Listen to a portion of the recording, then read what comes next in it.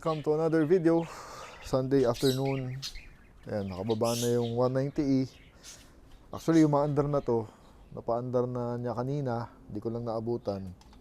So, quick recap of this car. General overhaul natin.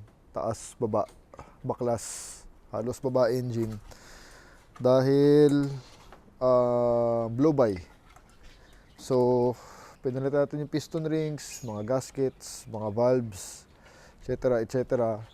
And now she's back together. Wala lang yung valve cover. And she's already running. So mamaya, testingin natin, pagasan natin, tapos pahanginan natin yung mga gulong. Dahil ayan, may singaw nga talaga to eh. Halos flat na. Pati lumambot na yung likod. But she's back. So she's running again. So mamaya, start natin, tapos ikot natin ulit para ma-test drive yung valve cover, no?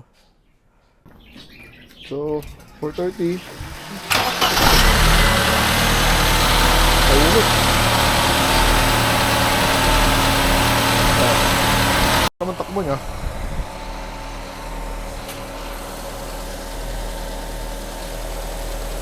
Ganda tunog, tahimik.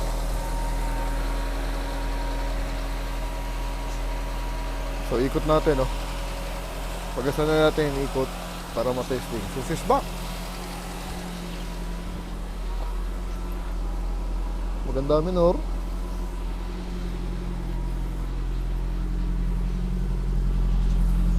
Wala namang usok. So the car is back. Okay. Ayan. Ngayon lang ulit lumabas to. So, sinimula namin buksan to last October 28. Halloween yun, kung di ako nagkakamali. Nasira lang to.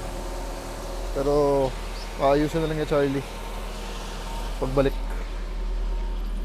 Ayan. So, maganda naman yung response sa engine so far. Walang usok. Tsaka, di na ganun kabaho. Dati mabaho yan eh. First drive. Join us on our first drive.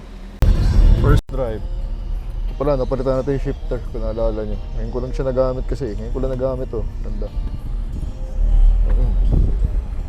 So far walang palyado. Saka smooth naman. Bago rin yung ilalim pala.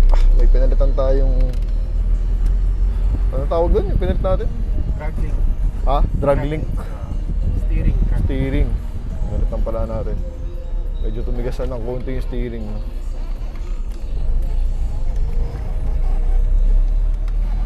This car has been decommissioned for 1 month.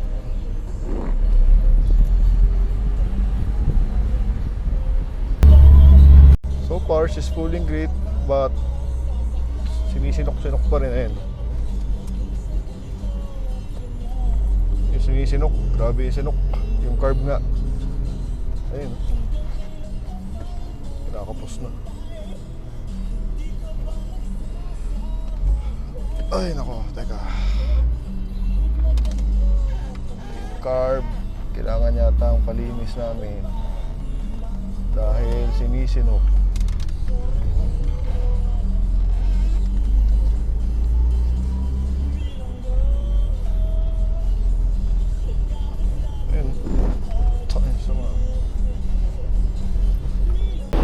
Here in Shell. So nabibisit ako dahil sa carb. Dahil palyado nga sa carb, sinisinok ang lakas. Dati ganoon na yan eh. So hindi ko ma-enjoy ngayon yung makina kasi sinisinok nga siya. So step 2, nabuo na namin yung engine. Ito naman, step 2. So tatawag na ako ng specialist para pa-check to. Kasi sa ngayon hindi ko siya ma-enjoy. Dahil sinisinok pa rin. Although maandar na, pero iba pa rin dapat kung malinis na yun. Alright, so balik tayo bahay.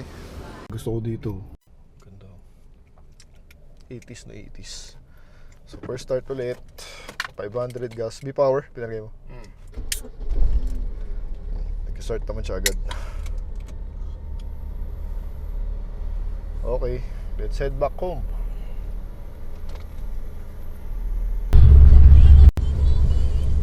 Here is nabuburat talaga ako dun sa carb na yun, no? Andun eh. Parang nararamdaman ko may power na eh. Pero kinakapos naman yung carb. Sana carb nga. Pero malamang carb nga yun. Dahil since nagagamit na siya noon, hindi pa namin nalinis yan. So, but I'll ask the experts to do it para sure ball. Para hindi na sayang yung araw, no? Pag carb, kailangan mga ano na eh, expert sa carbs. So, last step, sa carb naman tayo pupunta. So, tingnan natin kung mawala yung sinok. Kung mawala yung sinok nito, panalo na siya ulit. Sarap na i-drive. Tapos yung aircon parang humina. Hindi ko alam bakit. Nakikaramdaman ko pa. Wala masyadong lamig. Anyway, let's head back home. So it's just a short video. Parang update lang tayo sa 190E. Ayan, umaandar na. She's back, almost there. So the car is almost there. I can feel the power. O pino naman yung engine, nararamdaman ko. It's just the carb, sinisinok. So step 2, tawag na tayo ng carburetor specialist. Pa-check na natin yung carb niya. And let's see kung maayos, no? I found this guy in FB na gumagawa ng mga carb. So let's see kung maayos niya. Anyway, that's the vlog for today. Thanks for watching. If you're not yet subscribed, please do subscribe to help me out. It's free. Madali lang naman mag-subscribe if you like the channel. If you like these cars, yan. Yung mga laruan natin, yung mga alaga natin, I'm trying to build them better, maintain them. Yan. So please hit the subscribe button. Thank you. Two different levels, I cannot relate.